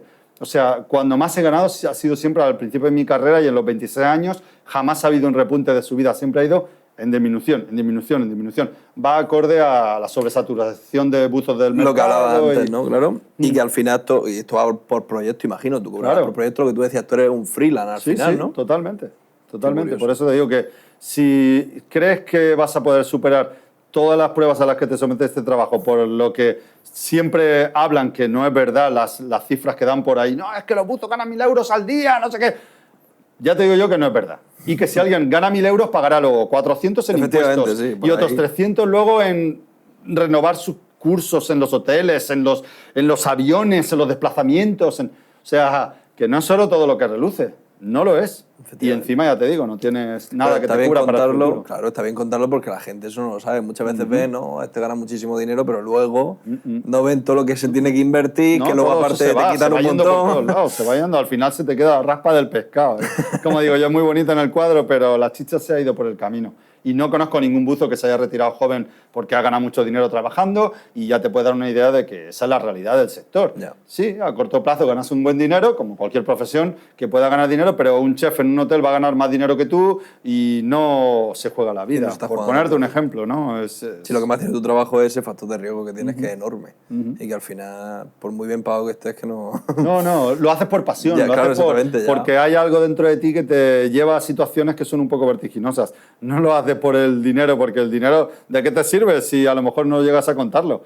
Pero bueno, has vivido a tu manera, al límite un poco, ¿no? Y ya está lo que te lleva ahí. ¿Y cómo compaginas todo esto con tu vida personal, con tu pareja, con tu familia? ¿Cómo compaginas tu trabajo que tienes? Porque bueno, hasta que encuentras a la persona adecuada es muy difícil de compaginar porque piensa que expones a tu pareja no a una vez, sino a reiteradas veces, una vez tras otra, 3 meses sola, 5 meses sola. Esas personas, al final, la tristeza hace mellas en ella y si no es una persona de una pasta muy especial, al final, pues acaba haciendo relación, o sea, mella en la relación y se acaba perdiendo y mal, muy mal. Acaba todo en separaciones, en divorcio, en soledad, en rupturas en las que, desgraciadamente, la mayoría de los buzos que conozco, cuando ya eran viejos para jubilarse, han tenido que empezar desde cero porque los divorcios los han dejado totalmente pelados económicamente, ya han perdido todo, por cómo están las leyes hoy en día y la protección del hombre es mínima en ese aspecto. ¿No? ¿Cómo ve la sociedad en este aspecto? Desgraciadamente ahí lo tienes todo perdido. Tienes que ser o muy astuto, o muy precavido, o dar con la persona adecuada que realmente tiene que ser tan especial como tú, porque tiene que aguantar todo eso y seguir queriéndote y seguir estando a tu lado. Y bueno, es difícil. Yo tengo 50 años y por fin lo he conseguido. Hola, Raquel. Qué bonito. Sí. Pero es difícil. Tiene que ser súper complicado. Es muy difícil. Sí, ya te digo que se pasa mal, ¿eh? Igual que, pero es que esto ya es otra historia, porque claro, al final... Y esa persona está pensando a lo mejor que te puede pasar algo en cualquier momento, que al final ya también se acostumbra uno, ¿no? A tal, pero es que es complicado, le estás pensando que la persona que quiero está lejos, le puede pasar cualquier cosa. Y luego tú le das lo mismo que cualquier otra persona. Tiene que ser alguien muy fuerte de mente. No es muy recomendable, por eso te digo que es uno de los factores que influyen mucho. Si tienes hijos, van a caer enfermos, tu mujer va... Yo, por ejemplo, hubo un periodo en el que salía con una chica de Alemania y yo estaba trabajando en saturación, estaba sumergido a 90 o 100 metros de profundidad y ella tuvo un aborto y perdió a mis gemelos que teníamos en camino y me lo tuve que comer con patatas en ese entorno tan hostil, pasándolo fatal cada día y seguir adelante y enfocarte en el trabajo, pero estás trabajando y se te están cayendo las lágrimas y tienes que estar ahí. Y no puedes salir. Es que si te sales, te llevas a otras 2 personas contigo fuera del sistema, tardas semanas en salir a superficie por la descompresión y van a perder ellos también el proyecto y van a perder cada uno todo lo que han estado invirtiendo y trabajando para conseguir esa oportunidad que a lo mejor llevan años esperando. En fin, es que es mucha la responsabilidad. Una vez que entras, sabes que tienes que salir, si sales o que sea, con los pies por delante o con una lesión terrible. Yo he tenido compañeros que se han fracturado huesos, se los han puesto con cinta aislante y han estado ahí el resto de los 15 días trabajando allí como podían, de todo. También he tenido gente que he visto que ha perdido la cabeza y han tenido que descomprimir al equipo entero, entre ellos yo, porque esa persona ya no aguantaba más, por problemas personales o por sus condiciones, porque no estaba preparado para esa profesión, claro, gente que ha empezado relativamente hace poco y que ha intentado y no lo que ellos esperaban o creían que iba a ser. Claro, es que hay una vez que bajáis ya tenéis que subir todos juntos. Claro, pero de vez en cuando meten gente en el equipo que le van a dar una oportunidad y no funciona. No. ¿Y has visto algún accidente muy de cerca, algún accidente grave? Sí, desgraciadamente tengo algún accidente visto muy de cerca y no es nada agradable. De hecho, voy a mencionar a 2 compañeros que perdí. Uno era el Pirata, que era un chaval de Valencia joven que murió a 2 metros de agua, simplemente porque en el proyecto donde estaba se descuidaron y como había tan poca profundidad no le dieron mucha importancia y el chaval pues perdió el conocimiento con aire en el regulador, era cuando no se utilizaban los cascos, se le salió el regulador de la boca y al estar inconsciente murió en 2 metros de agua el chaval. Y era joven y fue muy doloroso para todos porque era muy buen zagal. La muerte no entiende de personalidades, cuando te llega el momento está ahí. Luego otro chaval, Israel, murió en el Costa Concordia. Era un íntimo amigo mío y lo he querido mucho los años que tuvimos la oportunidad de trabajar juntos y cortando unas estructuras para sacar el barco que el italiano, sí, el Escapino, estampó contra la costa italiana, allí os acordáis, ¿no? Sí. Pues claro, ese barco sacarlo necesitaron cientos de buzos y cosas. Desgraciadamente yo le pasé el contacto a este chaval que se estaba iniciando en el buceo offshore y se puso a trabajar en aquel proyecto y le costó la vida. Y siempre ha caído sobre mi conciencia haberle dado ese contacto, porque es involuntario, es con la intención de ayudar. Ya. Él ya era buzo de hacía muchos años, eso, claro. Pero mira, le pasó esto. De hecho, yo tengo su casco en mi casa, el casco de buceo que era su casco de buceo personal, como se lo compré a su mujer. Y lo tengo como un recordatorio, ¿no? de su amistad y de lo que se pierde en la vida, de recordarte que todo llega a su fin en un momento determinado. Entonces, sí, lo que tú decías, que la muerte no entiende de lo profesional que sea o de quién sea o de lo joven que sea. Es duro, es una profesión. He perdido muchos más, pero vamos, en el camino... Los que más te han marcado, en el camino, sí, esos son de los que más me han marcado, sí. Podría contarte muchos más casos, pero es un tema que te toca mucho lo sensible y, bueno, sí, saber que están ahí los accidentes, que en realidad no sé... Hay gente que se preocupa, hay un señor que se llama Luis Torcida, que ha sido buzo profesional muchos años, no sé si todavía sigue en activo, creo que no, pero que está en el sector y tiene un sindicato y está intentando luchar porque los buzos tengan mejores condiciones en España. Sin embargo, somos un sector tan minoritario que no hay cohesión, que no hay, mucho, entonces no podemos hacer gran cosa. Y hace poco se solicitó se hizo una solicitud para que se nos diera un reconocimiento de la profesión y se nos diera en España un coeficiente reductor un poquito más normal, acorde a esta profesión, porque no hay nadie que se jubile como buzo profesional en activo en el agua. Se jubilan pues si cambian, como te digo, para pilotos, para supervisores, para otras cosas, pero en el agua es imposible físicamente y este señor está luchando mucho por nuestros derechos, pero todos los grupos políticos parlamentarios dijeron que no. Hace poco se votó, y en el Parlamento una ley de reforma y tal, y todos los grupos políticos dijeron que no nos merecemos eso. Pero bueno, ya sabemos que ellos estarán bien, los políticos no nos tenemos que preocupar. Ellos no van a estar debajo del agua. No digo todos, porque hay gente que lucha por tus derechos, pero sí, quizás los menos, y no han llegado a conseguir nada. Así que desde aquí, si alguien lo ve, hago un llamamiento a que se preocupen, intenten hacer algo por mejorar esas condiciones de todos los buzos que quedan. Porque yo ya voy casi de salida, pero los que están por detrás, que se están iniciando, les quedan muchos años y ojalá que no lleguen a la vejez con las mismas condiciones que yo tengo, porque no es plan. No es plan. Y si pasamos a hablar de otra serie de cosas, te quería preguntar, porque antes, bueno, al final, ¿cuántos idiomas hablas tú, por ejemplo? Bueno, pues... Porque antes has mencionado que también has trabajado con italiano y todo esto, pero sí, ¿sabes italiano? Sí. De hecho, es curioso porque el italiano, bueno, ya hablaba algo de inglés cuando empecé a trabajar con la compañía de italianos. Empecé a trabajar en África y ¿qué pasó? Pues que es como si tú te juntas con un grupo de españoles en un barco en el que toda la tripulación es española. el idioma que predomina, aunque luego desarrollando tu trabajo sea el inglés, el idioma que predomina de comunicación y de fuera de trabajo es tu idioma natal. Claro. ¿Qué pasa? Que los italianos son muy suyos, muy, muy suyos. Y hablan el inglés, pero cuando están totalmente forzados a hacerlo. Pero si no, no hablan inglés. ¿Qué pasa? Que yo me veía muy excluido. Todos me hablaban en inglés, pero para decir una frase y adiós. Entonces yo no sabía hablar italiano, me llevé un diccionario de italiano, cogí todas las palabras que creí que pudiera necesitar inicialmente en mi trabajo bajo el agua y después las de relacionarme con los demás. Y las escribí tal y como se pronunciaban, no como se escriben, sino cómo se pronuncian. Claro. Y empecé por la A, pues necesito alargadera, no sé qué, no sé cuánto, todo. Me hice un diccionario de palabras en una libreta, empezando por la A, y con su pronunciación. Y cada día, cada vez que tenía 5 minutos libres, lo que hacía era repasar y repasar. ¿Te aprendiste todo? Claro, tenía donde practicar porque ellos no querían hablar en inglés y yo en italiano no sabía. Claro, cuando empecé a chapurrear el italiano lo desarrollé muy deprisa. Ya sabía hablar inglés, entonces el hablar una tercera lengua pues te ayuda. El español, el italiano, el inglés, el alemán lo domino un poco también porque estuve viviendo en Alemania unos años, como te había comentado, y pues para comunicarme, pues aunque en mi relación hablaba en inglés, pero de cara a la calle tenía que hablar alemán para vivir allí, que estuve 5 años y desarrollé el alemán. Y me gustaría aprender ruso algún día porque tengo una hija en Rusia. ¿Tienes una hija en Rusia? Tengo una hija en Rusia y me gustaría algún día hablar en ruso con ella, así que, bueno, pues... Estaría guay. No habla español, ¿no? Entiendo. Ni papa. No, nada, cero. Bueno, pues asignatura pendiente. Sí, siempre hay que tener planes ahí en el tintero. Y las lenguas, pues es un proyecto a largo plazo siempre. Está guay. Qué curioso. Y bueno, antes nos contabas, máximos referentes, ¿consideras que tiene alguien fuera de tu profesión, o sea, a nivel de vida, tiene alguien que sea tu máximo referente? Buena pregunta, fíjate que no soy más de exponer que de mirar, ¿sabes? Cuando miras mi canal de Instagram, por ejemplo, ves esta frase que se reafirma porque a lo mejor sigo a 40 personas y muchas veces por cortesía, porque son amigos directos, porque me dicen, sígueme, no sé qué, que luego no veo lo que publican porque soy un descastado. No, soy una persona que mojetea muy poco hacia afuera. Sin embargo, luego sí que me gusta exponer lo que hago en mi día a día y eso, se ve que soy un poco boyero o algo, porque debe ser.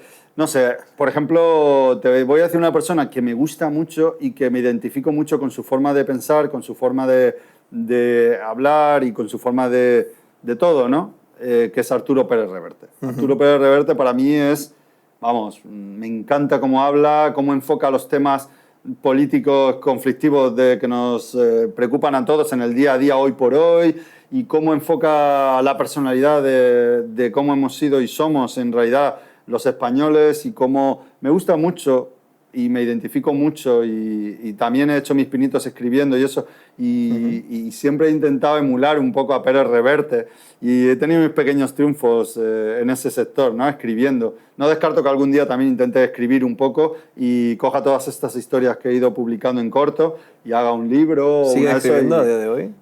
¿O de vez en cuando? Me cuesta bastante porque, no sé, tienes que tener un estado anímico determinado y ponerte a ello seriamente. Y tengo mucho de lo que hablar, pero bueno, de hecho lo que he escrito siempre han sido en notas o momentos que lo que han descrito han sido momentos muy intensos de mi vida a lo largo de situaciones diversas que casi siempre van relacionadas con el tema de buceo. Sí, ha habido situaciones que son surrealistas, en las que me he visto envuelto muchas veces en el tema de buceo y no todas han sido bajo el mar. Por ejemplo, hace poco estuve en una conferencia que di en el IGAFA, que es una academia de buzos profesionales que se forman súper profesional ahí en el norte, y me pidieron que hablase con ellos, a los chavales, que les diera una conferencia tal, y les estuve contando una experiencia que tuve sobre la guerra de los 10 días en Georgia, cuando Rusia invadió Georgia. Yo me pilló en todo el ajo, justo en un puerto, desarrollando un trabajo que traíamos unos cables de internet con una empresa americana y que los traíamos desde Bulgaria, cruzando todo el Mar Negro hasta Georgia y tal, y me pilló justo en un hotel pegado a la base militar, a pie de cuando los rusos invadieron el país y bombardearon la base militar donde estábamos. Tuvimos que salir corriendo en mitad de la noche con las bombas cayendo, viendo muertos, viendo cosas, corriendo por ahí en mitad de la noche y cruzamos a través de Turquía con vamos, con el pasaporte, dejando atrás todo, maletas, equipos de buceo, de trabajo, de todo. ¿Te puedes imaginar? Qué locura, ¿eh? O sea, una situación que la ves en las películas, aviones pasando en vuelo rasante, antiaéreos disparando, tal. Y eso me ha llevado pues, a vivir cosas que dices tú, mírame la carne de gallina, solo es un recuerdo y está tan vivo en mí que eso, pues el trabajo te pone en situaciones y en lugares que pueden pasar cosas. Y casi siempre pasa. Además son cosas llamativas. Cosas. Y por eso he escrito alguna vez de estas cosas y las he relatado y tal, y a la gente les ha gustado. He tenido un recibimiento muy bueno. Ha habido... Tarea pendiente, ¿no? Escribir quizás algún libro, sí. Sacar alguna cosita. Sí. Está ahí. Puede ser como un tema. Me lo han pedido muchas veces. Pero quizás en eso todavía no he acumulado suficiente confianza en mí mismo como para decir... Me voy a poner. Pero quizás. Queda pendiente. Sí, pero bueno, al final es una cosa que te gusta y que, oye, para que lo lea también, que le pueda servir de algo y contar tu historia. Bueno, sería, sí, al que le gusten los temas de aventura, de cosas de esas. Hablando de libros, fíjate, hay un señor aquí que se llama Antonio Méndez, es muy conocido por su familia, que ha tenido inmobiliarias y demás. Este señor es muy conocido en el ámbito marino porque tiene el Cariam, que es una goleta que lleva a la gente a ver delfines y a ver vistas de cetáceos y demás, y opera aquí en el puerto, en el puerto de Mazarrón. Y el chaval se dio su paso avante y escribió un libro que se llama Oficios de Mar. Él fue en su juventud buceador.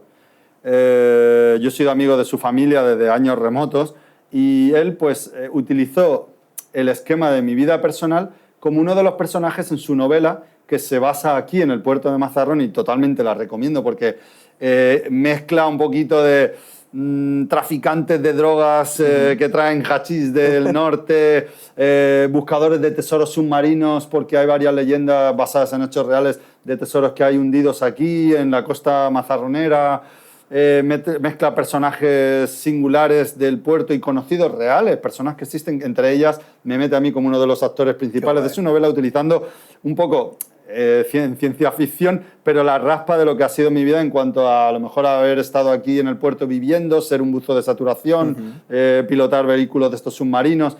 En fin, ha cogido varias cosas y cuando leí la novela ni siquiera sabía que yo estaba en ella, me pilló totalmente por sorpresa y me quedé francamente sorprendido, ¿no? Ahora va a sacar una segunda novela sobre una cosa súper interesante que siempre me ha interesado la lectura de temas de la prehistoria y aquí hubo un núcleo muy importante en el Cabezo del Plomo, que es un sitio muy interesante de visitar, que está aquí cerca de Bonnuevo, y está chulísimo, y ha hecho una historia sobre un cazador-recolector, se ve, de esa época. No la he podido leer, pero lo vi hace unos días, me dijo que está pronta a salir, y también recomiendo que la gente lo compre porque seguro que va a ser muy divertido. Qué guay. Y su primer libro, pues, habla de Mazarrón, de la gente de Mazarrón, de personas vivas, y de unas historias que son muy interesantes, y hasta ahora lo vende incluso en versión digital por Amazon Kindle, y lo pueden encontrar como Oficios de Mar. A la gente le va a gustar. Y podría ser un podcast también muy curioso con él. Pues os lo recomiendo. Es que luego te íbamos a hacer para el próximo. Luego te íbamos a hacer esa pregunta de quién nos recomendarías que trajésemos al podcast. Pues sería él. Lo tomamos como recomendación. Totalmente. Yo creo que además va a participar. Y es una persona que es muy interesante, tiene una vivencia de vida. También ha sido un emprendedor, ya te digo, se fue a Turquía y se trajo un barco maltrecho, una goleta turca de madera, cruzando todos los mares sabidos y por haber hasta llegar aquí. La restauró y ahora tiene un proyecto que les va muy bien y que ofrece unos servicios muy exclusivos en Mazarrón, que está muy chulo. Y él como persona, ya lo veréis, es un individuo muy interesante también. Sí. Eso es lo que nos mola. Sí, bueno, pues intentaremos contactar con él y plantear un podcast. Muy bien. Qué guay, muchas gracias por la recomendación. Pues nada. Y bueno, vamos a pasar ahora a las preguntas rápidas. Ya hemos conocido muchísimas cosas de tu vida. Yo me he quedado con la boca abierta todo el rato porque la verdad que lo que cuentas es muy sorprendente para cualquier persona que no esté, bueno, y cualquier persona que esté puesta en el tema de buceo también. Yo creo que es algo muy llamativo. Y las aventuras que tienes, las anécdotas. Por eso, si en un futuro plasma un buen libro, yo creo que se venderá bastante bien. Bueno, ya veremos. Lo dejaremos como tareas pendientes. Seguro que sí. Bueno, preguntas rápidas. Esta es la sección que tenemos.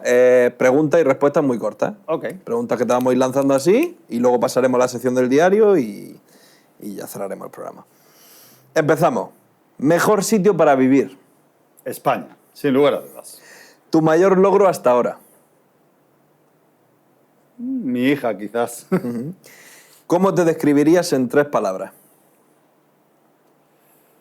Sincero, temperamental y no limits. ¿Próximo viaje? Japón.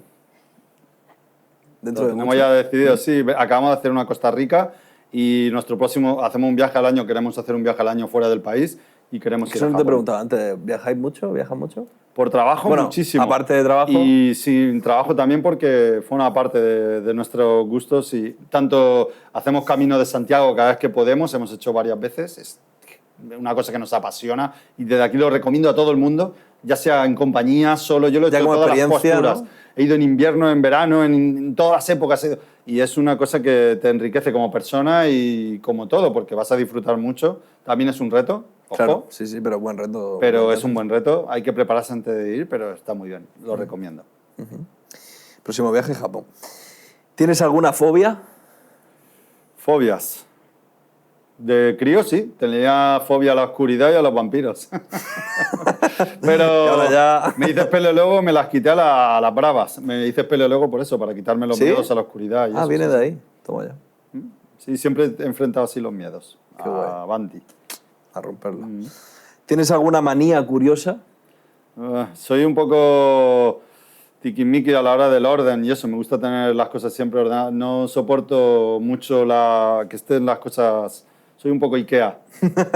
Sí. Si pudieras cambiar una sola cosa de ti, ¿cuál sería? Pues me gustaría saber escuchar más y tener menos temperamento. O sea, a veces tengo mucho temperamento. Luego debajo del agua no me pasa. Debajo del agua sea. soy mucho más estable.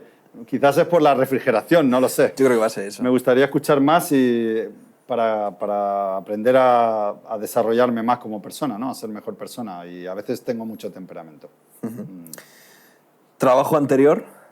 Antes de ser buzo, hice de todo, pero estuve de guardia de seguridad en un hotel y recepcionista también en varios sitios. Y trabajos verticales, y es que hice de todo, he hecho de todo en la vida, he hecho muchos trabajos. Qué guay. Sí, siempre un poco la aventura, buscando mi sitio porque no tenía nada definido. Hasta que lo encontraste y ahora ya a lo mejor es otro... Fotógrafo, también he sido videógrafo, está relacionado ¿Sí? con lo vuestro. Tuve No un me estudio de digas. fotos en el puerto de Mazarrón que ¿Sí? se llamaba Gamma Studio. Ah, ¿el Gamma era tuyo? Sí, sí. Claro Yo era que- el videógrafo. Ese, Si pero quieres un consejito para las cámaras, no tengo ni idea, Ostras, qué pero... fuerte. ¿Y eras videógrafo? Sí, bueno, no, a nivel... Bueno, pero montaste un estudio también y tal. Sí, bueno, no lo monté solo, me acompañaba alguien que hacía buen trabajo también y yo me encargaba más de la edición y videografía porque era mi pasión y se me da muy bien la fotografía también, pero no por conocimiento, sino más bien por habilidad pasión. innata. Sí, se Qué me da guay. bien. Me ha gustado siempre la fotografía. Mola, mola, mola. Es muy buena afición y muy buena pasión. Mm. ¿El trabajo de tus sueños? Mira, te diría que de niño quise ser astronauta, me hubiera encantado y al final me quedé para explorar los mares. Seguiría diciendo que si me dieran la opción de irme a Marte, me iría sin pensarlo, de astronauta. Ese sería el trabajo de mis sueños. Sigo pensando que Qué guay, ¿eh? me gustaría llegar más allá. Siempre está eso en mí.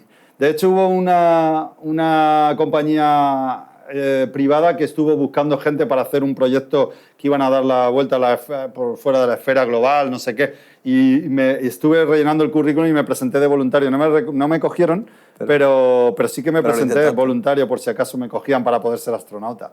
Sí, sí, Qué lo locura. sería sin dudarlo. Me cuadra bastante, por lo que contaba y tal, y cómo veías el fondo marino y todo esto, la comparación que hacías con los astronautas. Vaya. Digo, yo creo que de pequeño te Sí, habrá gustado. era lo que me encantaba la idea. Y luego, mira, al final, en vez de ir para arriba, fui para abajo. Pero Vale. sí, me sirve.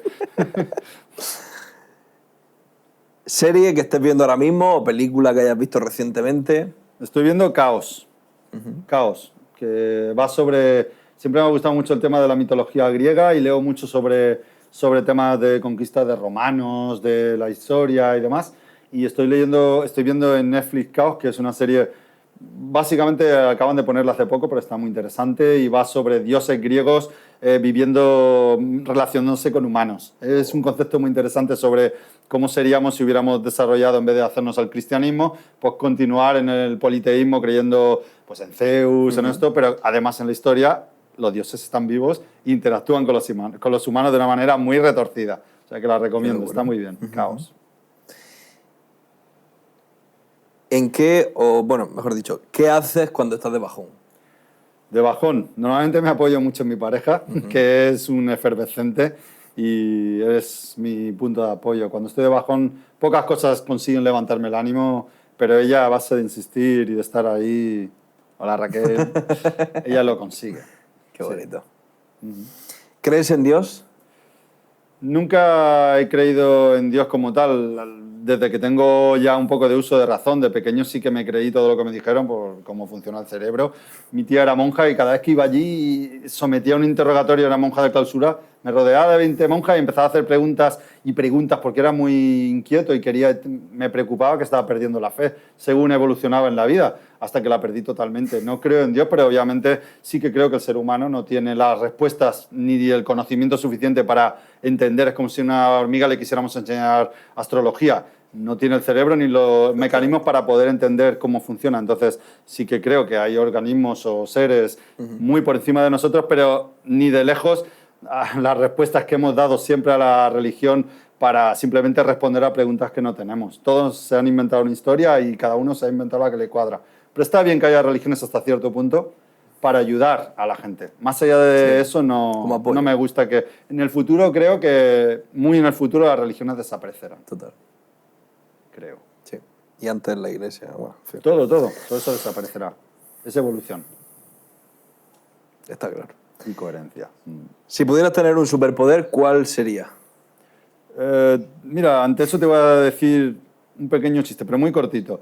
Uno se encontró la lámpara mágica y la frotó y le salió el genio y le dijo: te concedo 3 deseos. Dice: vale, pues quiero tener siempre la razón. Y dijo: concedido. ¿Te quedan 2 deseos? Dice: no, me quedan 8. La primera vez que lo escucho es bueno, ¿eh? Pues ya sabes, yo quiero tener siempre la razón. Qué bueno. ¿Cuál es el último libro que has leído? El último libro que he leído. Bueno, todavía lo estaba leyendo. Uno de Reverte, pero El italiano. El italiano. No lo he terminado todavía, pero estoy leyendo y curiosamente en este caso sí que está relacionado conmigo y con mi trabajo, porque es de buceadores italianos que en la Segunda Guerra Mundial llevaban unos vehículos sumergibles que colisionaban contra los buques en Gibraltar, hundiendo, pues eso, barcos militares y demás. Se desarrolla en Gibraltar y es muy interesante. Bueno, es que Reverte, como lo describe todo con esa pasión y con ese lujo de detalles, me gusta mucho, sí. ¿Qué canción cantarías en un karaoke a pleno pulmón? ¿En un karaoke? En un karaoke. ¿Como una ola? Primero, que nos reiríamos un montón porque no soy nada folclórico. Y segundo, que, jolín, ahora que lo pienso, como una ola tiene que ver mucho conmigo. Como una ola te viene al pelo. Como una ola. ¿Cuál ha sido la mejor época de tu vida? La infancia. Desde los 9 hasta los 15 años. Sin lugar a dudas. Parecía que todo era posible. ¿Y la peor? La peor diría que quizás desde los 18 hasta los 21, cuando me fui de voluntario al ejército, que fui francotirador y tal, y mi padre cogió cáncer y no me dejaban venir a verlo y se murió y se me quitaron las ganas de ser militar simplemente por eso, porque tenía mucho en mi perfil que cuadraba con esa profesión. Se me daba muy bien, era el mejor sí, fui el mejor de mi división y hacía competiciones nacionales de patrulla de tiro y había que correr y disparar con uniforme a larga distancia y tal. Se me dio muy bien y se me daba muy bien y me gustaba mucho, pero vi que estaba tan imposibilitado de libertad para lo más básico, que eran cosas esenciales como: ¿qué demonios haces aquí si tu padre se está muriendo de cáncer y te han dicho que le quedan meses? Vete a tu casa y esté con él. Y como no me daban permiso ni me daban tal, me di cuenta que no era mi sitio. Y eso me hizo cambiar totalmente el rumbo y si no me habría quedado... Si no te hubieras quedado quizá a día de hoy estaba la división acorazada. Madre mía. Si pudieras cambiar algo del mundo, ¿qué cambiarías? Una sola cosa. Del mundo. Cambiaría la estructura social que tenemos hoy en día. Haría que el ser humano trabajase como si fuera un gran hormiguero. Que no hubiera banderas, que no hubiera fronteras, que no hubiera líderes. Solo una comunidad que mira por el resto de seres humanos. En el momento en el que cogiéramos ese concepto, no habría ninguno de los problemas que están haciendo sufrir a la mayoría de humanos en el planeta. Todos los problemas prácticamente se solucionarían con ese cambio de actitud. Y se podría hacer, pero claro, somos humanos, no hormigas. Si pudieras tomar un café con cualquier persona del mundo, viva o muerta, ¿con quién sería? ¿Viva o muerta? Sí. Uf, eso nos da un margen muy amplio de personalidades. Bueno, No sé. O ficticia, incluso. Ficticia Que incluso. también le podemos meter ahí un poco de... Me gusta la triste. A la triste me gustaba mucho como personaje de la novela de ciencia ficción. Aunque bueno, hablaría poco, supongo, porque él era de más acción que de hablar. Pero sí, me gustaría compartir un rato de... Las pocas palabras que decía siempre tenían mucho peso. Me gusta. Aunque si ya que él es un personaje de ficción, pues con Pérez Reverte. Me gustaría tener un rato de charla. A lo mejor le da alguna idea para algún libro. que puede ser. Puede ser. Sí, sí, sí. Y por último, bueno, ¿quién te gustaría que pasara por este programa? Que ya nos lo has dicho antes, pero... Antonio Méndez Campuzano. Efectivamente. Sí, lo Pondremos en recomiendo. contacto con él, porque tiene que ser un podcast muy interesante por lo que nos has contado. Yo creo que sí. Os puede cuadrar algunas aventuras, algunas cosas. Y como empresario, y como porque aparte de ser una persona que también fue buzo en su juventud, pues ha sido una persona muy inspiradora para mucha gente porque ha hecho cosas que no han hecho otras personas. Y también ha sacado adelante su vida y tal, y creo que puede ser inspirador para mucha gente. Pues nada, lo tendremos en cuenta y a ver si contactamos con él y podemos hacer un buen programa. Esperemos que sí. Ya por último, vamos a pasar a la sección del diario. Bueno, el anterior invitado fue Paco, veterinario de toda la vida de Mazarrón, que ya nos has dicho que lo conoces. Sí, es un encantador y un gran profesional. De hecho, le puse una reseña en su página diciendo que fuera todo el mundo a su clínica porque tiene muy grandes profesionales, muchos grandes profesionales. Qué bonito. Sí, sí. Pues él te dejó una pregunta para el siguiente invitado sin saber que iba a ser tú, pero mira, mejor. Pues mira, vamos a ver. Vamos a ver qué te Surprise, preguntó. Y luego dejarás tú una pregunta para el siguiente invitado también. De acuerdo. Muy bien. Que no vamos a saber quién es hasta el próximo domingo a las 9 de la noche, pero bueno. Vale, vale. Es un poco a ciegas, que también tienen su gracia. Sí, bueno, a ver si me da una idea. Madre mía, qué buena pregunta. ¿Cómo te imaginarías el mundo dentro de 3.000 años? Ostras. Pues yo creo que sí. No sé si fue Carl Sagan el que escribió el libro ese sobre el futuro en el que desarrollábamos nuestra humanidad después de unas grandes guerras en las que se eliminaba la mayor parte de la población y se establecían prioridades sobre el ecosistema y todo eso por encima de las necesidades económicas y demás. Yo creo que habrá grandes cambios y si por un acto designio fortuito la especie humana no se extingue, creo que en 3.000 años habremos adquirido el conocimiento suficiente para ser mejor especie. Yo creo que sí, sinceramente. Da fe por la humanidad. Yo sí, pienso que sí. Lo único que habrá grandes cosas antes de todo eso. Pero yo creo que el ser humano, si yo siento que yo puedo evolucionar, creo que el ser humano puede evolucionar, porque yo no soy diferente al resto. Entonces habrá gente que tendrá menos capacidades y habrá gente que no. Pero yo pienso que en general algún día el ser humano evolucionará y seremos muy diferentes a lo que somos hoy en día. Yo me gustaría pensar que sí, seremos mejores. A ver si es verdad. Bueno, no lo descubriremos porque si estamos hablando de dentro de 3.000 años, pues como que no. Pero ahora te toca a ti hacer una pregunta al siguiente invitado, que nosotros no queremos saberla. Vale. La dejaremos cerrada hasta el siguiente programa. Muy bien. Pero bueno, escribe lo que tú quieras. Sí, sí. Pues lo voy a tener que pensar un poco. Piénsalo. Tómate tu tiempo, sin problema. Bueno.